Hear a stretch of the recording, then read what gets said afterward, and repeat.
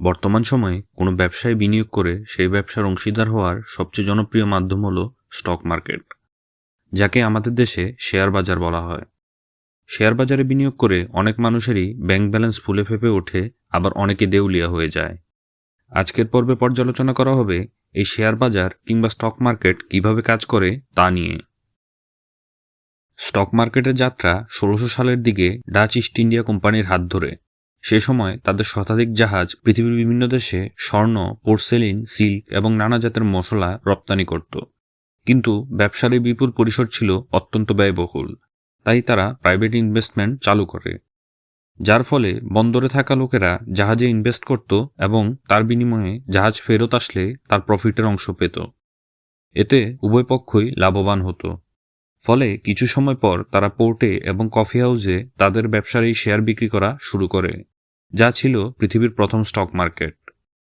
বর্তমানে stock market বা share বাজার এতটাই প্রসার পেয়েছে যে এর জন্য আলাদা স্কুল, ক্যারিয়ার, এমনকি নিজস্ব টিভি চ্যানেল পর্যন্ত আছে। আর বর্তমান স্টক মার্কেটের কার্যপ্রক্রিয়া বেশ জটিল। ধরা যাক একটি নতুন কোম্পানি বাজারে এলো। প্রথমেই তারা বিজ্ঞাপনের মাধ্যমে ইনভেস্টরদের দৃষ্টি আকর্ষণের চেষ্টা করবে। ইনভেস্টররা এই কোম্পানিতে বিনিয়োগে আগ্রহী হলে কোম্পানিটি স্টক মার্কেটে তাদের আইপিও বা ইনিশিয়াল পাবলিক অফারিং নেয়, যার ফলে অফিসিয়ালি শেয়ার বাজারে কোম্পানিটি লঞ্চ হয়। এবার শেয়ার বাজারে যারা মনে করে যে কোম্পানিটি বিনিয়োগ করে ভবিষ্যতে প্রফিট হবে, তারা এর শেয়ার ক্রয় করে, যা তাদেরকে কোম্পানির একটি অংশের লাভ ক্ষতির অংশীদারিত্ব দেয়। পাশাপাশি কোম্পানির শেয়ারের ভ্যালুও এতে বৃদ্ধি পায়। যখন কোম্পানিটি প্রফিটে চলতে থাকে তখন এর শেয়ারের দামও বাড়তে থাকে। এতে মানুষের শেয়ার কেনার আগ্রহ বৃদ্ধি পায়। আবার কোম্পানিটি লসে চললে একদম তার উল্টো ঘটনা ঘটে। ইনভেস্টররা শেয়ারের দাম আরও পতনের আগেই তা বিক্রি করা শুরু করে। এতে শেয়ারের ডিমান্ডও বাজারে কমতে শুরু করে। শেয়ারের মূল্য সাধারণত কোম্পানির ডিমান্ড এবং সাপ্লাইয়ের উপর নির্ভর করে। পণ্যের কাঁচামালের মূল্য বৃদ্ধি, লেবার কস্ট বৃদ্ধি, প্রোডাকশনের নতুন প্রযুক্তি আসায় পণ্যের দাম বৃদ্ধি পায়। এতে ডিমান্ড ধীরে ধীরে কমতে থাকে, যা শেয়ারের বাজারকে প্রভাবিত করে। অনেক সময় কোম্পানির অভ্যন্তরীণ সমস্যা, মালিকানা এবং লিডারশিপ নিয়ে ইনভেস্টরদের মধ্যে দ্বিধা থাকলে তারা শেয়ার বেচে দেয়। সরকার কর্তৃক নতুন ট্রেড পলিসিও বাজারে প্রভাব ফেলে, কিন্তু গুটি কয়েক ইনভেস্টর দীর্ঘ সময় ধরে শেয়ারের অবস্থান ধরে রাখেন।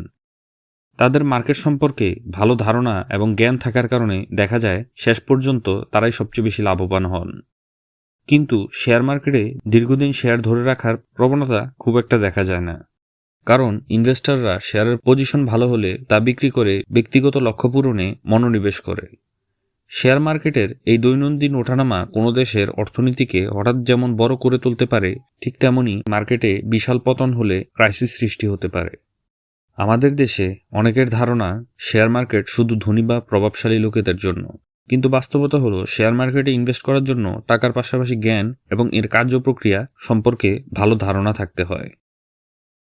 আজকের পর্বটি দেখার জন্য অসংখ্য ধন্যবাদ। দেখা হচ্ছে পরের পর্বে।